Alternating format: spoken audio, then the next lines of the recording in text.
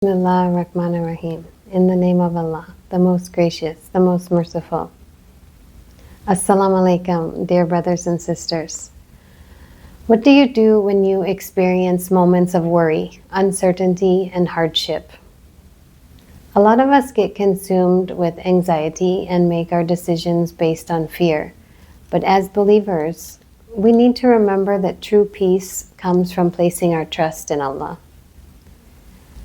Before I became Muslim, I was working in a research group as a statistician, and I had just completed my first year of my PhD. Suddenly, out of nowhere, my boss called me into his office and he said that I would have to choose between my job as a statistician or pursuing my PhD. But he would no longer continue the contract in the way that we had agreed on it. I was devastated. It seemed at that point that I had lost everything that I was working for. Obviously, I desired to continue my PhD, but I wasn't sure how I could do that because I would need a new advisor and funding and everything that comes along with it. So it was a very uncertain time, and I get quite nervous and anxious when things are uncertain.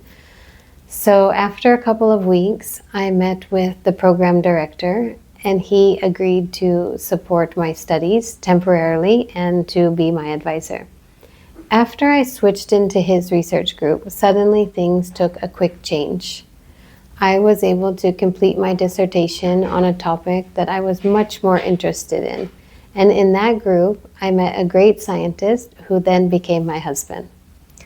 So this experience increased my trust in Allah so much because the all-knowing, the all-powerful Creator knows what is the best for us. He knows us better than we know ourselves. So let us see what Allah tells us in the Quran about this topic. Here's a verse for you. And He will provide for him where he does not expect, and whoever relies upon Allah, then He is sufficient for him. Indeed, Allah will accomplish His purpose. Allah has already set for everything a measure. This comes from Surah At-Talaq 65. This verse is a powerful reminder that when we rely on Allah with sincerity, He is enough for us. No hardship is beyond His power, and no difficulty is without a solution. Everything in our lives, our struggles, our blessings, and even our challenges has already been measured by Allah with perfect wisdom. Being able to trust in Allah in the good times and the bad is called tawakkul in Arabic. So possessing tawakkul requires both your words and your actions to be in line with your trust for Allah. So Prophet Musa demonstrated this when he stood before the Red Sea with the army behind him. His people all panicked, but he remained firm. And according to Quran, he says, "No, indeed with me is my Lord. He will guide me." This comes from Surah Ash-Shura. Even in what seemed like an impossible situation, he placed his trust in Allah, and Allah made a way for him. So, how can we develop this level of tawakkul in our own lives? What can we learn from this lesson? Here are 3 practical steps how we can increase our trust in Allah. Number 1, strengthen your overall connection with God. The more we know God, the more we trust Him. Increase your prayers and read Quran regularly and reflect on the names and attributes of Allah. There are 2 of the 99 names that you can recall and think about. One is Al-Wakil. This means the ultimate trustee. And the second one, Ar-Rahman, this is the most merciful.